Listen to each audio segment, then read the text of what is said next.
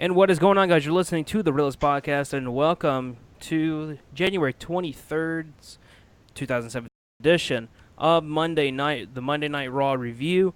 To explain for what happened last week, I was sick all last week. I didn't even get to watch the shows because I was passing out at the very start of the show, so I wasn't even able to watch it. I mean, last week I had my co-host Chris come over to watch with me, and he literally tried waking me up 3 or 4 times, and I remember my body processing it, or my brain processing, saying, "Hey, you need to get up," and me and my body's like, "Nah, you ain't getting up."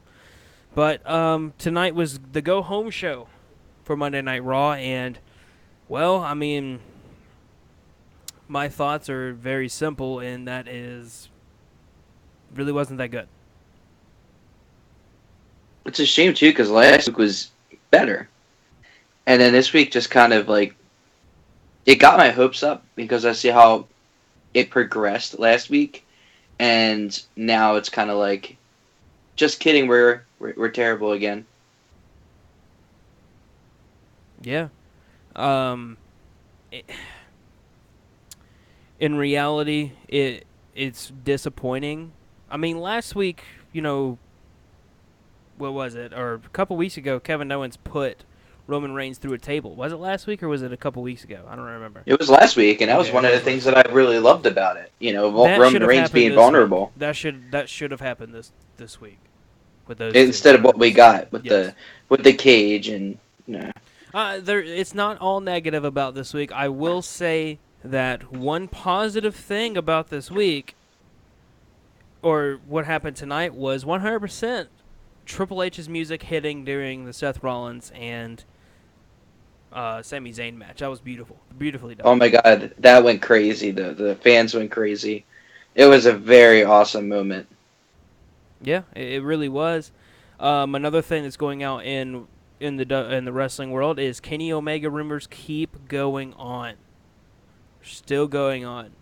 Crazy that Kenny Omega is possibly going to be signing with WWE. There was a rumor saying that or Dave Meltzer actually reported that his contract was going to end on the 31st of January, which is 2 days after or before the Rumble or after the Rumble, and he would not have been able to wrestle in the Rumble. But Kenny Omega went on the Taz show this last week. I do not have the clip for everyone to watch or listen to. I actually really wanted to cover this on Keeping It Real this past weekend, but as I said before, I mean, in reality, I was throwing up, and in reality, you would have heard me. I mean, you wouldn't have been able to tell it was me. I didn't have a voice. I mean, honestly, it sounded like the best way I could explain it is I went to a sports event, and I did nothing but yell, or I went to a WWE live event and yelled from the moment it started to the very last bell. So, needless, he got on the Taz show, and he did go out and say that that was BS. Um, that his contract will be ending before the 31st, and needless to say, he's open to anything that's there. Yeah, it's interesting because it went from no, I'm not going to be a part of a cog in a machine. Now it's kind of like, well, if the offer's right, I'm going to come over. And now it's going to be, oh yeah, I'm probably coming over. Yeah. So, I mean, I would like to see Kenny Omega come out in the Rumble. That'd be awesome. Um, One thing that I think we should get into Keeping It Real out. I think we should get out a bunch of stuff this week. Will it happen? Who knows? One thing I think that should happen, 100% should happen, is is uh or one thing that's crazy. I'm sorry, thought process totally went blank. Is the fact that this Royal Rumble is very unpredictable, and it can be very good or it can be very bad. Yeah, there's so many elements that are involved in this Royal Rumble that it's hard to keep track of. Normally we have one or two runaway favorites, but this year it's kind of like it can go in any direction and it'd be okay. Yeah. So I mean, the Rumble. I mean, in reality, I'm still someone that does not think that a big pay-per-view should be 4 hours long. I think that's too much wrestling, especially with a takeover the night before. Um, Yeah, but here's my thing, and I'm already. We always say that WWE has a potential to be really good when it comes to their pay per views. I'm already giving Royal Rumble one strike against them. You want to know why I'm giving them one strike against them? Let's hear it. Okay, so as it was announced today, It'd be kind of um, crappy if I said no, wouldn't it? No, I don't want to hear it. Now yeah, moving on. moving on. We'll save it for the pay per view show. No, the thing that really irked me, and this is one of the things that started off the show, um, and it really like slowed the momentum, if they even had momentum starting off the show, um, was that they announced that the tag team championships were going to be defended on the kickoff show. That's Wow. problem number one. See, I did not know that. That is a big Th- problem. And But Ryback, that's not it. what is it? That's not it, man. The second thing is that there's not going to be one referee. There's going to be two referees because one referee isn't good enough. I can see that because there's been a lot of low balling. Every single match these guys have had has been outside interference, and the referee hasn't been able to see it. So I get why there's two referees. I kind of dig it. I kind of get, it's like, okay, no matter what, we're not gonna have any BS. I mean, obviously, I could see Enzo and Cass. I could see the club winning this. I think they need to win it to keep their names alive. Hmm. Well, I mean, after that point, what do you do with the club if they lose? I mean, that's the thing. But that's just my opinion. Yeah, I don't especially with think all that these they should start off rumors. Royal Rumble. Especially with The all these rumors biggest, that Finn, Kenny, and those two are going to start the club. yeah. I mean, it's just with all the stuff that could potentially happen. You want Gallows and Anderson to be at their best, and having them lose to Sheamus and Cesaro, which is how it's kind of looking. It's going to end up with them coming out on top after tonight. Um, it's really disheartening. And to make matters worse, if you were invested in the match, which a lot of people aren't, I would say, you're even less going to be emotionally invested in it because now they put it on the kickoff show. And here we go again. We're talking about championship titles. I understand the Royal Rumble takes precedent, and the Royal Rumble is going to be your main event no matter what, and it should be. But there's so many other matches I see happening at the Royal Rumble. I don't think you should be defending a title in the kickoff show. No, I mean, 100%. A title should not be in a kickoff show ever. That was one thing that when Ryback was wrestling, his U.S. title match was in the what's it called? Was in the pre-show, and that is a big no-no. several times, several times too. For one, that just is the SmackDown tag team isn't going to be in the pre-show. As of right now, it's not. And that makes that title look worthless. 100%, that title is now worthless, in my opinion. That You title mean the just. Raw Championships? Yes, the Raw Championships right now is worthless. Well, it really shows like how you really view the division that you're going to put them in a pre-show match, which a lot of people aren't going to see. Yeah. And not only that, it's just, man, it's just there's so many matches that you can put there that you guys have that they've been building on Raw and SmackDown. They could have put Nikki Bella versus Natalia as a kickoff match. They could have put Noam Dar versus Cedric Alexander as a kickoff match. Yeah. They could put Sasha Banks um, versus Nia Jax as a kickoff match. That should But be a you don't kickoff want to match. put I your am tag team so match. not into that. Neither am I. But I mean, those are all examples of non-title matches that they could have put in there that they've been building towards. And it's just a shame that you had the New Day who held the title for the 300 some days, Right. broke the record, and Now they're gone. well, not only now are they gone and they're being Well, used for that's also absolutely refreshing. nothing. It is for refreshing. Don't get me wrong, but the problem with the New Day taking the titles as long as they did is the way in which they promoted them. It took less prestige away from the championship. And not only that, but when they finally did lose it, and they have this thing going on with Cesaro and Sheamus and the club and how they've kind of danced around it in a Yep. way, it even more destroys it. Uh, Like with what they did last week, and this is one of the reasons why I say last week was really good in terms of what Raw has usually been. Usually it's really terrible. I actually enjoyed Raw last week, but Gallows and Anderson pinned Sheamus and Cesaro. right. They pinned them. Whether or not they threw the match out because of Sheamus hitting the referee is not in the question. It was exciting because back in the day, if that would have happened, they wouldn't have disqualified them. It would have been 1, 2, 3. It's over. They would have been new champs. Yeah. But I mean, in this day and age, you have to be correct about certain things to manipulate what's going on. And honestly, if that was what happened tonight, or if that's what happened at the Royal Rumble, I would have been so excited. I'd be like, you know what?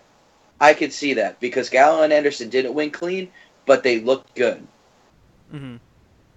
But they wasted that storyline or that moment to set up for the Royal Rumble, which is now going to be just a kickoff match.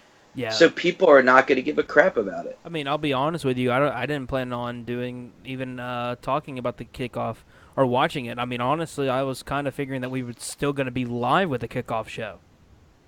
So it's kind of like, well, what the hell? Like, uh, it turns into where we might have to cut our show short because of that. Yeah, it's that sucks because you know as wrestling fans we want to see the match, we want to be excited for it, but we know that if it's a kickoff match, it's just a waste of time. We're gonna watch it and be like, oh, we've already seen this like 100 times. Yeah, right. Um, there's no telling of what. Honestly and truthfully, I'll say this. I'm really not trying to be negative here. I think what they're doing, Neville and what's his name? Oh, Rich one. Rich One is absolutely beautiful. Oh yeah, the development of Neville from um, being a worthless mid carder, being brought to WWE to a static new badass heel, has been great for the company and great for the cruiserweight division. Yeah, I mean, going through my notes here, Roman Reigns challenge or Chris Jericho basically put out the challenge for a rematch. If we're gonna be real, Luke Gallows defeated Cesaro. Sami Zayn defeated Seth Rollins again. As we said, we thought it was. I thought it was beautiful on how they had Triple H's music. It made it pop. There was a big pop. I thought it was going to be awesome, and obviously it was classic. No show, and then boom. This is one to talk about. Braun Strowman, Rusev, Jinder Mahal versus and Titus O'Neil versus New Day, Enzo Amore, and Big Cass. Where does Braun Strowman even? Why is he even involved in this story wise? Yeah, I was surprised by that too because when they said they wanted to have an 8-man tag match, I was thinking the same thing the New Day was. Wait a minute, there's only 3 of you unless you want to count Lana, and there's 5 of us, and they just pointed it back and Braun Strowman comes out of all the people. I'm like, Braun Strowman, like he's been featured in you know bigger matches, and then all of a sudden it's being thrown away into some sort of 8-man tag team match just to put him on TV. Right. I was just like, that's so random. Yeah, I I mean, mean, the only thing that you did could have done was so much with him, the only thing you that did know? was make Braun look strong. Yeah, T.J. Perkins, Jack Galar, the gentleman Jack, um, Gallagher, yeah. Mustafa Ali versus Davari, Tony Nese, and Drew Gulak. Really didn't care for it. Roman Reigns defeated Chris Jericho, but it was by disqualification. Surprisingly enough, Roman Reigns isn't going to wrestle twice Sunday. Nia Jax defeated Ray Lynn and confronted by Sasha Banks. And obviously, we're going to be probably more than likely about 99% sure we're going to see that on Sunday. Who do you think should win this? In all honesty, as the way they're protecting Nia Jax, who should win that?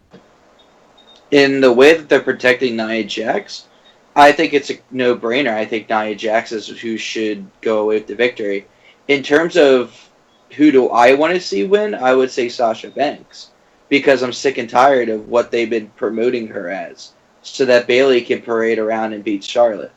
I mean, that's what they're doing right now. They're making Sasha look so weak and hurt and um, diminished that people aren't focusing on her. They're focusing on Bailey, Hmm. and then they're putting her in this random feud with Nia Jax, and they're playing the injury angle, and obviously she's back from the injury reserve or whatever, or officially finally back from the injury reserve. For me, it just I don't as a fan of Sasha Banks, I don't like the direction they're taking her right now. I understand they have a plan for her in the immediate future and they want her outside of the title picture, but I want to see the boss. When if I want to pay, if I was there to see Sasha Banks, I want to see the boss. I want to see what I saw a little bit of tonight. I don't want to see the Sasha Banks I've been seeing for about a month now. Right. So, like in all, as a fan, I want Sasha to win. But if you're protecting Nia and grooming her for obviously Bailey versus Nia Jax for the championship, um, the obvious thing would be to have Nia Jax win. Yeah. But I could see Sasha winning by like disqualification or I count know that out or she's gonna something. have a big match at WrestleMania, so that's something to look at. Another thing is we saw Big Show confront Braun Strowman, which we both said it was super pointless. All they did was a stare down, and Braun Strowman left the ring. Like, Well, see, okay. they did a lot of that today, and it had the potential to be excellent. I mean, You want to have a the Big staring Show comes out, contest? Yeah. yeah, All right, let's stare at each other. yeah. I mean, the guy's dressed to compete. When Big Show came out, he's dressed to go. I want to see him take a few bumps, you know. By the But way, no, we're just gonna look at it. Big Show looks good. He looks good. Oh yeah, Good. he's in the best shape of his career. He looks amazing. He's lost so much weight. I still think the early Big Show with looked better. But Rich Swann beats Noam Dar, which I don't understand why in the hell Noam Dar was facing Rich Swann. There's one spot I want to actually say something about this, and that's being Noam Dar was at ringside. He got kicked in the face, and God, I'm at a blank today. It's like, man, you don't do a show for I don't do a show one time, and I can't tell you who's who. Yeah. Alicia Fox. Alicia Fox was ringside, and she looked at a kid, and she said, "Do something!" And the kid's like, "I can't do anything." So, yeah, I thought that was the best part of that entire thing. And then we saw him want to confront Neville. Neville come out, get out of the ring, and then he attacked Neville, which I thought was good. And then we saw Brock Lesnar confront Goldberg, and then the Undertaker walk out, and it became a stare off once again. And I'm telling you, tonight's Raw was a staring contest. Yeah, all it was is to get you hyped for the Royal Rumble, and it didn't work. Like, No, not here's my not at all. reaction, okay? I was going to give this show maybe a 5, maybe a 4 before the last segment. And then when Brock Lesnar came out, I'm like, all right, things are getting interesting. Oh, but he's not going to get to the ring. He's just going to get to the ring and, play mind games with me. He ain't going to get inside the ring. But then he actually gets inside the ring. Here I am. I'm perking up a little bit. I'm keeping my eyes off my phone for a change. I'm like, all right, this is going to be good. I mean, these two are probably going to come to blows. All of a sudden, you hear the gong, and I lose my crap. I'm like, all right, here we go. All right, I'm interested to see this dynamic staring contest. Yeah, I'm not. And I'm just sitting there like, really? I'm not saying it was a. Not sorry. That's all? I'm not saying. God bless. Hair in my mouth. I'm not saying it was a bad segment, but um, I It just mean, let me down, man. Like, I was excited up until that point. I was like, all right, let's go. I'm excited for this. All right, you guys gonna do something? Oh no, we're just gonna stare. Okay. yeah. So I mean, for a go home show for Monday Night Raw, I mean, I wouldn't be happy about it. Tomorrow's gonna. We could easily see a good show. Like I said, I think that we should have saw the contract signing between Cena and AJ Styles uh, tomorrow, but we'll see. The go home a lot of go home shows, or obviously go home shows, all this week with NXT. Again, I look at the card. As I look at the NXT card, I'm gonna really not try not to not talk about it. Um, as I scroll way up here, looking at the card, I mean, the only thing that really excites me is Bobby Roode versus Shinsuke Nakamura. The tag team, I haven't been a fan of the Authors of Pain since they've debuted. I really think they're very sloppy. Women's champion Peyton Royce, Nikki Cross versus Billie Kay versus Asuka. That has potential because I've been thinking their promos have been outstanding. Eric Young versus Ty Dillinger potentially Oh would be yeah. great. So it has potential, but the key word there is potential. Every Um, time we throw potential up in WWE's direction, it goes south. yeah, but this is NXT. NXT normally doesn't disappoint. It's the main roster shows. That's why I said like the Royal Rumble, the way they're advertising the heck out of it, it's has the potential to be great. But I don't know. Like I said, it already has one strike against me, and two strikes if Ty Dillinger does not debut as number 10 in the Royal Rumble. That's two strikes for me. And then strike three would be if James Ellsworth wins the Royal Rumble.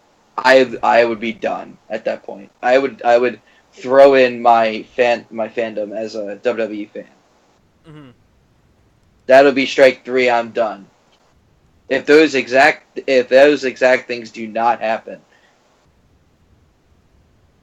I can see where you'd be upset. So, I think that might do it for us tonight. Be sure to tune in tomorrow. Um, I'm trying to think of anything big. I think Kyle's going to try and be on tomorrow. He had work today, which is why he wasn't available. And here's what's crazy: is all week long Kyle was available, and I just went into a coma the entire week.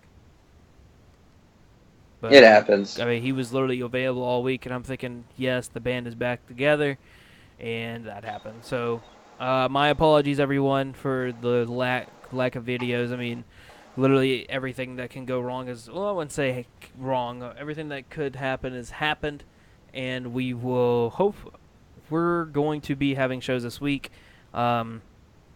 Next big thing, and keeping real, probably go up Thursday. We're probably going to do a double upload for Thursday. And then Saturday we'll have our prediction show for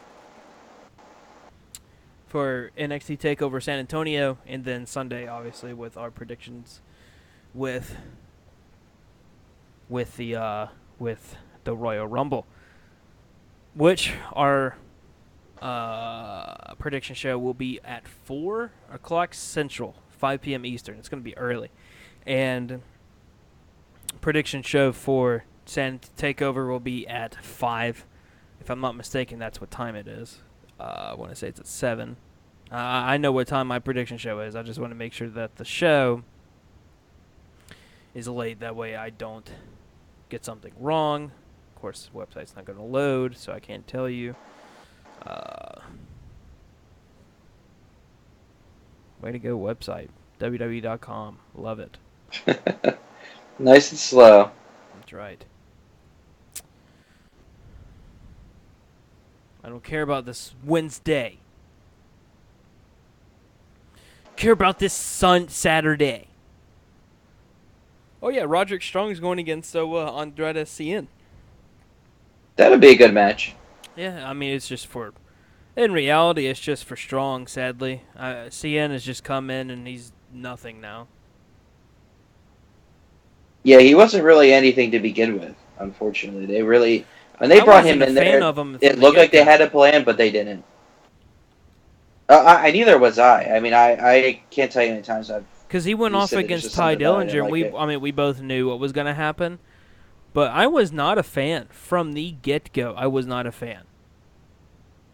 Yeah, I don't know what it is about his in-ring style, and it's not really that much different than other luchadors we've seen. There's just something about the guy that, for me, just turns me off. So yes, we will be doing the Takeover show, prediction show at 5 o'clock Central, 6 p.m. Eastern. Um,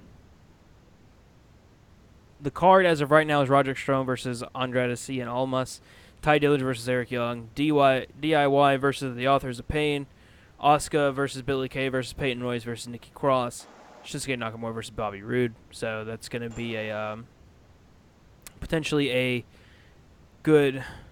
good show potentially. So we'll see what happens. I think the women's division is what's going to be the one that needs to be shown and could be exposed, because the only reason why the women's show last time was as good as it was obviously because of Mickey James, and it's obviously going to be interesting to see where Mickey James goes tomorrow night. But for Andrew, I'm Blake Carter, and until next time, peace out. And I also want to apologize for my brain farts today. Apparently, my brain didn't want to work, and I sounded very clueless. So until next time, peace out.